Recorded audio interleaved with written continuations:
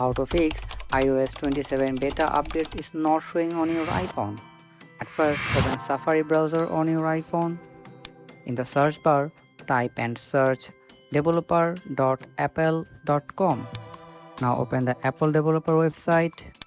Tap on Sign In button here at the top. Now sign in with your Apple account. Scroll down to the bottom and select No, then tap on Agree. Now tap on I'm not interested. Then go back to your settings. Tap on General. Now tap on Software Update. If you still don't see the beta updates here, swipe down to refresh the screen. Now tap on Beta Updates.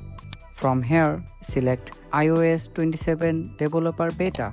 Now go back and see iOS 27 beta is available. Tap on Update Now.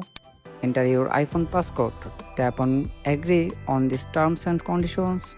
Tap on Agree for confirmation. Update will start downloading on your iPhone, and that's it.